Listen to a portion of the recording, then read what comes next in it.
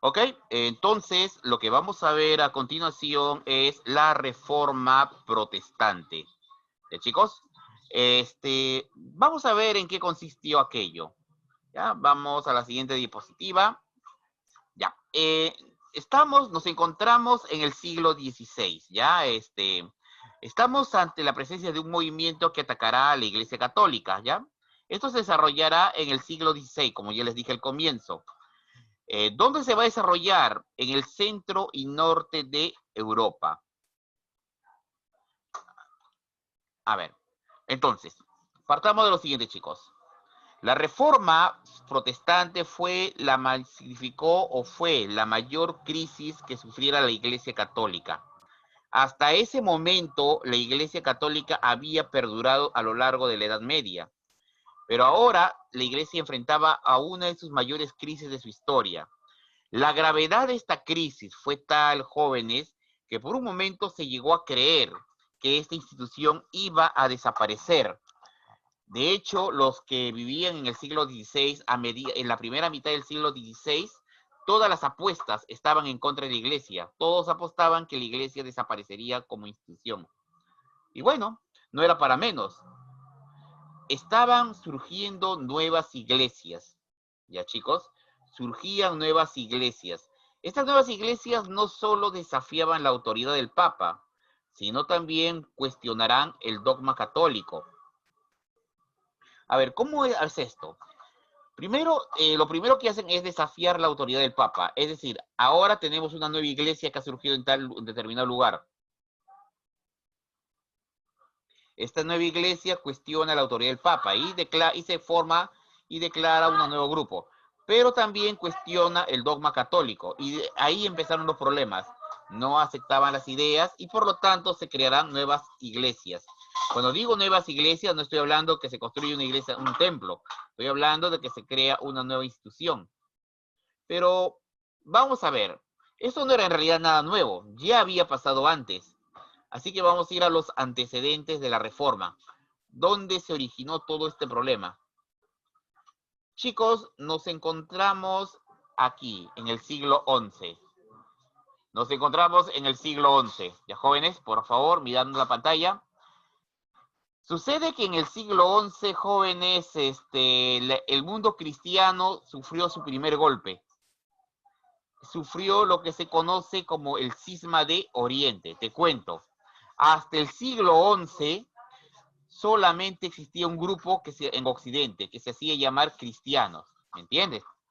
No existía no existía esa división religiosa, sino todos los de Occidente eran cristianos. Pero en el siglo XI se produjo la primera ruptura, la primera división. Esta, jóvenes, y ha sido pregunta de varios exámenes, y te sugiero que lo apuntes, fue la primera división en el mundo cristiano, el antecedente más remoto a la reforma, el cisma de Oriente. ¿Qué pasó? Bueno, el mundo cristiano se va a dividir ahora en dos iglesias. Surge la Iglesia Católica Apostólica Romana, por un lado, y surge la Iglesia Ortodoxa Griega. Chicos, surgen dos iglesias. Pregunta a todo el grupo. Chicos, ¿quién está al mando de la Iglesia Católica Apostólica Romana? ¿Quién está al mando? El Papa. El Papa. El Papa. ¿Y quién está al mando de la Iglesia Ortodoxa Griega? Patriarca. El Patriarca. patriarca. Pregunta, ¿notan diferencias incluso en la indumentaria? Patriarca. Notan la diferencia, ¿no? Sí. Mientras que el Papa lleva una túnica blanca, el patriarca lleva un hábito negro, ¿no? O más oscuro. Muy bien. Entonces. Y su boca parece como si lo hubieran dado veneno. Bueno, chicos, hay que entender que este grabado lo hicieron los católicos, hay que entender eso, así que no iban a poner recuerden que en esa época eran rivales. Este grabado es del siglo XI todavía, así que quiero que entiendan la antigüedad. Más de casi 1000 años tiene, casi 1000 años tiene este grabado, así que hay que entender la antigüedad, ¿ya? Bien, sigamos. Ya. Pero ese fue el antecedente más antiguo. En el siglo XV, John Wycliffe en Inglaterra hizo un movimiento contrario a los grupos cristianos. Él hizo algo que parecía inconcebible en aquella época.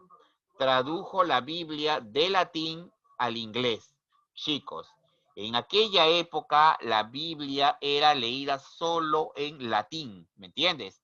Solo en latín estaba permitido leer la Biblia. Bueno, también el griego y el arameo. Pero en Europa era el latín.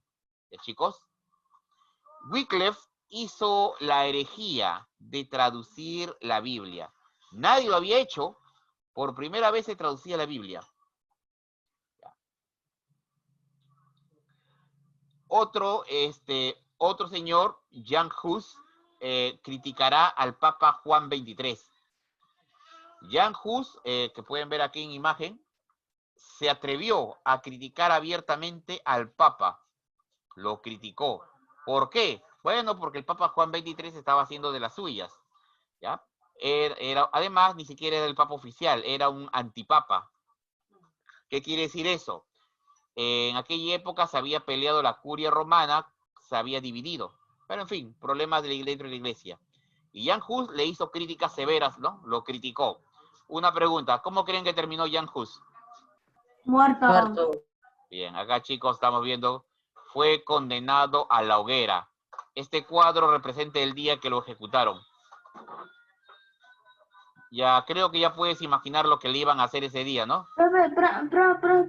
Hoguera es cuando lo iban a quemar como... Lo queman vivo, así es. Ahí están preparando la hoguera. Muy bien, chicos. Como lo hicieron a Atahualpa. No, a Atahualpa lo estrangularon. La hoguera es ser quemado vivo. Bien. El que debía proteger a Jan Hus era el caballero Jerónimo de Praga. Era un caballero. Su misión de él era proteger a Jan Hus. Pero ese día que quemaron a Hus, Jerónimo de Praga no estaba en Bohemia. ¿Qué va a hacer si se murió, profe? ¿Cómo? Ese día que él Y debió ahora... proteger... Ya chicos, después, él debió proteger. Pero bueno, Jan Hus regresó y también fue acusado y terminó y sufrió el mismo destino de Jan Hus. Fue quemado en la hoguera.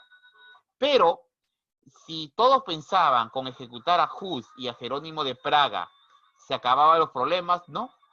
Al contrario, fue como echarle más leña al fuego, porque esto provocó una gigantesca rebelión en Bohemia, hoy en día República Checa.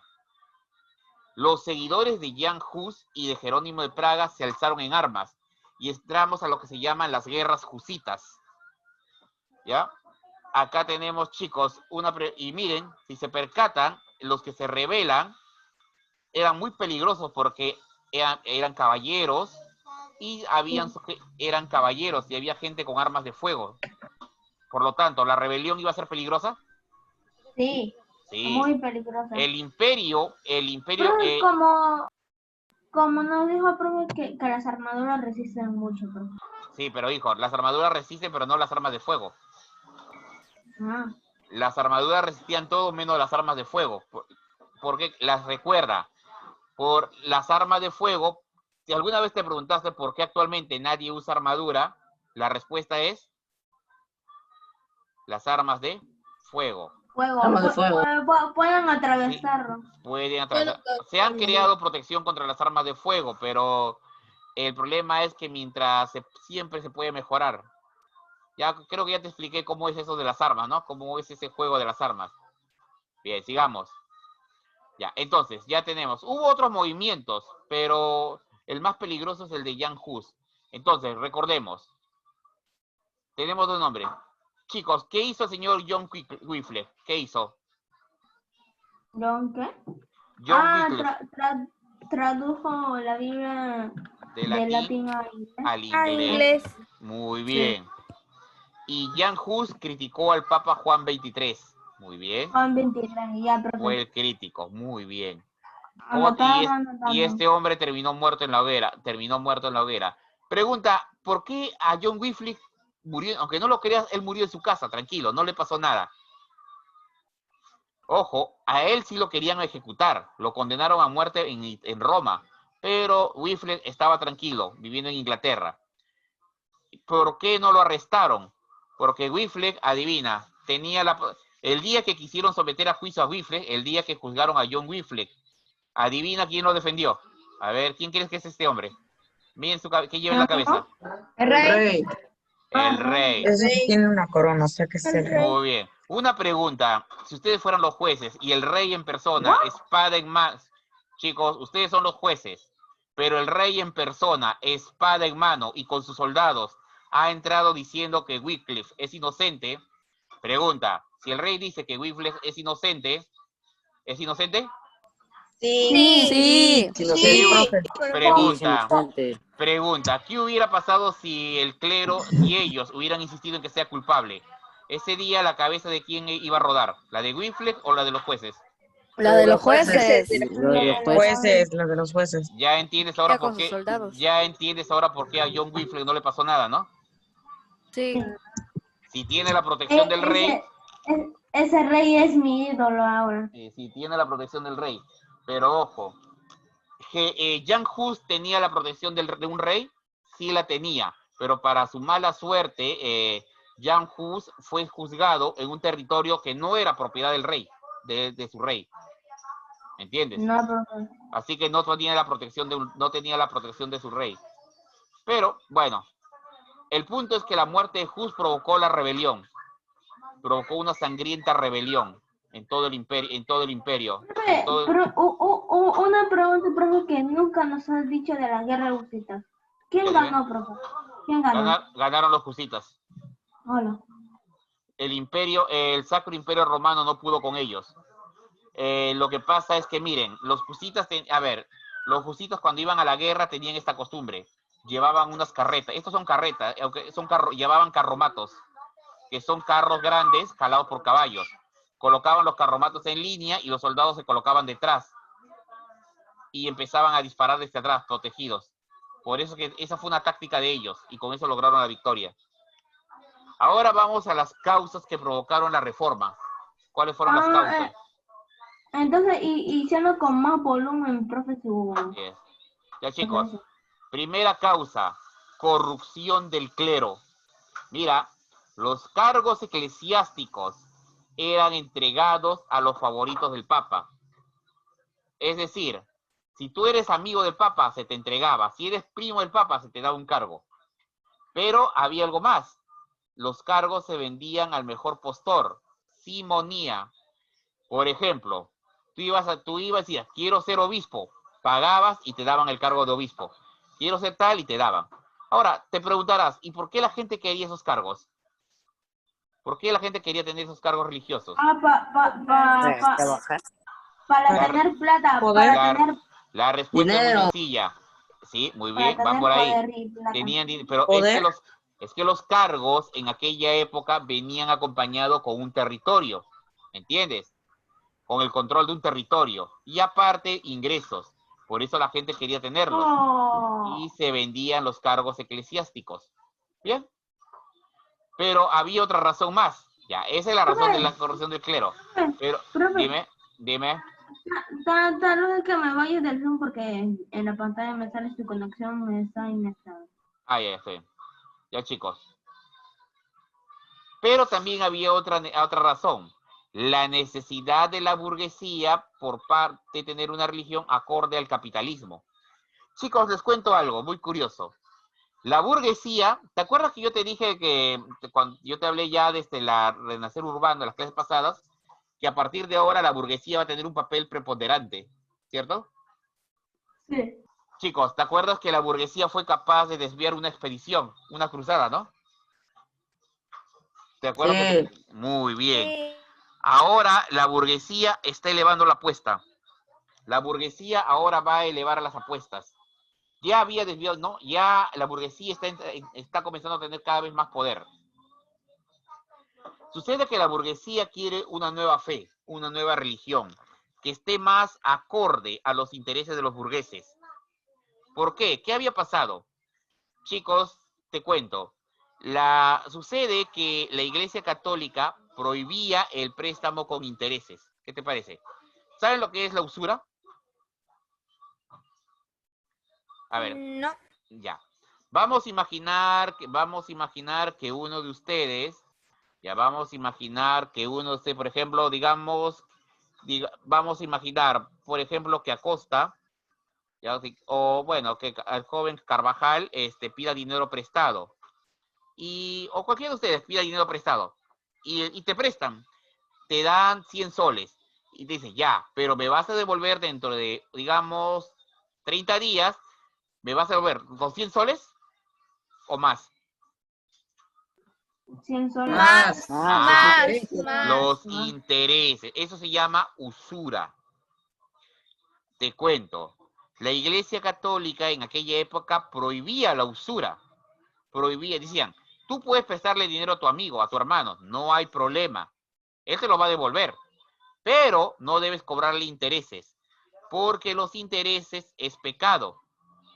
Pregunta, ¿eso le agradaba a la burguesía? No. Porque ellos eran los banqueros. Ellos eran los banqueros de la época. No les agradó. Es más, el Padre Nuestro antiguo decía, perdona nuestras deudas. La burguesía le cambió y dijo, no, perdona nuestras ofensas. ¿Entiendes? La burguesía hizo los cambios. Es que la burguesía quería hacer cambios. Entonces, mira, chicos, entonces, si te das cuenta, la reforma básicamente es por economía. El Papa y el clero quieren recursos, quieren dinero, venden todo. ¿Y la burguesía también quiere recursos? Sí. Entonces, te das cuenta que los cambios se dan por cuestiones económicas, ¿no? Pero eso no era todo.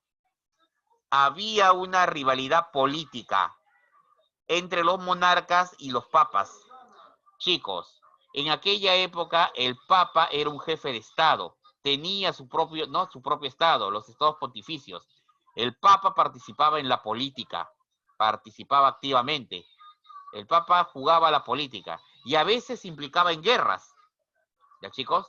A veces la iglesia se implicaba en guerras y tenían que combatir los ejércitos del papa contra los ejércitos señoriales. Y eso era algo que se veía siempre. Otro problema era la querella de las indulgencias o la venta del perdón de los pecados. Acá, chicos, sí se les pasó a todos la mano para que veas. Sucede lo siguiente. A ver, no sé si habrá católicos entre ustedes, bien, pero los que son católicos, cuando te portas mal, cuando te portas mal, ¿qué hacen los católicos? ¿A dónde van? Te cobran. A la iglesia. A la iglesia. ¿A qué van a hacer qué? ¿A confe? Darse. Y cuando termina tu confesión, ¿qué se te dice? La penitencia. Padre, rezar, ¿no? Te cuento. Sí. En aquella época, así era. Tú pecabas, ibas a la iglesia, padre, mi confesión, te confesabas y te daban la penitencia, ¿no? Te dice, ya, haz por tanto, 10 Padre Nuestro, 10 Ave Marías, un rosario, te rezas todo el rosario, en fin, te decían todo eso. ¿Estamos de acuerdo? Pero, en el siglo XV cambiaron las cosas. A mediados del siglo XV, o a fin del siglo XV, inicio del siglo XVI, se decidió que a partir de ahora, chicos, ya no habría penitencia, sino, mira lo que van a hacer. Vamos a vender el perdón de los pecados. ¿Qué te parece? Tú ibas a imagínate que tú ibas a confesar, decías, Padre, pecado, ¿no? El día de ayer agarré la mochila de mi amiguito y la aventé a la calle. ¿Cuál es mi penitencia? Dice, no, hijito, la penitencia ya pasó de moda. Ahora tienes que pagar. Cada pecado tiene un precio. Mira, llegaron al extremo de colocar un listado de precios. Llegaron a ese extremo. Cada pecado tenía precio. ¿Ya, chicos? ¿Qué te parece? Corrupción, profe. Sí, pero la pregunta, ahora bien, acá tenemos la escena, ¿no? Cómo comenzó, eso se llamó la querella de las indulgencias. Pero chicos, es que recuerda, en aquella época la gente era muy creyente. Hoy en día eso no hubiera funcionado, ¿no? Pero en aquella época la gente era muy creyente. Muy bien, pero chicos, recuerda que tanto la burguesía como el clero quieren dinero. Ahora, la pregunta, chicos, ¿pero por qué? ¿Por qué el Papa quería tantos recursos? A ver, ¿por qué se hizo esto? Miren, el Papa León X, ¿qué quería, chicos? Dinero. ¿Para qué? Dinero para reconstruir la Basílica de San Pedro. Muy bien. Chicos, les hago una pregunta. ¿Se acuerdan la semana pasada cuando vimos el Renacimiento? Sí. Ya. ¿Vieron la Capilla Sixtina? ¿Se acuerdan Sí. de la Capilla Sixtina? Sí. Ya. No, ¿Te no acuer- me acuerdo. Muy bien. ¿Te acuerdas del David? Ay, sí. Del David. Sí. Sí. Muy bien. ¿Te acuerdas de la última cena de Leonardo? Sí. Ah, sí. Ya, Sí, de la sí, sí, escuela. sí. ¿Te De acuerdas? Leonardo da Vinci. Ya. Una pregunta. Primera pregunta. ¿Tú crees que eso fue gratis? No. No. No, muy bien. Adivina quién lo pagó. El El rey. Papa El León. Papa León X. Papa El León X. El número el romano, Papa hijo. León 10. Muy bien. Papa Ok. León X. Pregunta. ¿Y de dónde sacó el dinero? ¿De la venta de qué? De la venta del perdón de los pecados. Pero Muy qué bien. malévolo.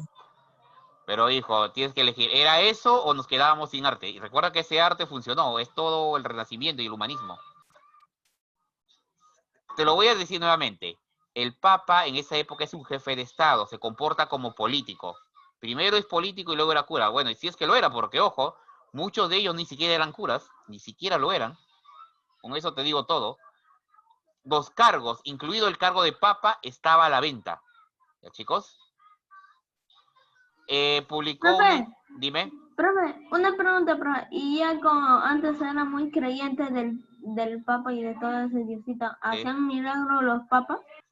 Hijo, eso no importaba. Solamente lo importante era que creyeran. Y chicos, para ellos lo más importante era la fe, ¿no? Lo demás no les interesaba. ¿Entienden? Ahora, ya. Entonces, ya han visto lo que querían, ¿no? Bueno, había una causa más que no le he colocado, pero te lo voy a explicar verbalmente. Había una causa más. La nobleza quería las tierras de la iglesia. Esa fue otra de las causas. La nobleza quería las tierras de la iglesia y y los reyes querían librarse de la injerencia del Papa. ¿Ya, jóvenes? Ya. Hasta acá estamos viendo las causas que provocaron la reforma protestante. ¿Ya, chicos? Muy bien. A ver, vamos a hacer algunas preguntas. Primera pregunta. ¿Qué quería la burguesía para apoyar la reforma? Una nueva religión Una nueva religión. para beneficiarlos. Muy bien. Una nueva fe. Algo que faltó agregar también, la burguesía quería el control de los diezmos. O sea, la burguesía quería el dinero. Los reyes, los monarcas, querían quitarse de encima al Papa. ¿Qué te parece? En aquella época, el Papa intervenía en los asuntos de otros países. Si tú fueras el rey, ¿te gustaría que el Papa esté interviniendo en tus asuntos? No. No. Por lo tanto, los reyes van a romper con la iglesia y van a crear sus propias iglesias con tal de no tener al Papa a su lado. Y finalmente, la nobleza. Sí. Los nobles querían tierras. Adivina quién tenía tierras. La La iglesia. iglesia. Iglesia. En aquella época, el 30% de la tierra de Europa le pertenecía a la iglesia. Y la nobleza quería esa tierra para ellos. En resumen, chicos, ¿la reforma se hizo por razones económicas o religiosas? Económicas. Económicas. Pero el pretexto fue Religiosos. religioso. Religiosos. Muy bien. Te das cuenta entonces que todo fue una lucha de poder, ¿no? Es una lucha de poder. ¿Ya jóvenes? Por territorio y economía. Por recursos, por todo lo demás. ¿Ya? Muy bien. Ya tenemos las causas. Ya. Chicos, una pregunta. ¿El antecedente más remoto de la reforma es? El antecedente. El cisma de Oriente. Muy bien. El cisma de Oriente es el antecedente más remoto de la reforma protestante. ¿Ya, chicos? Ese es el antecedente más remoto.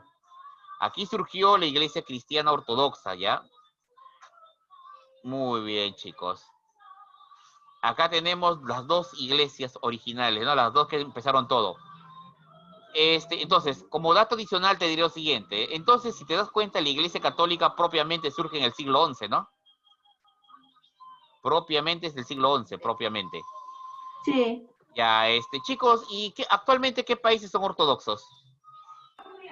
Grecia y Roma. No, Roma es católica.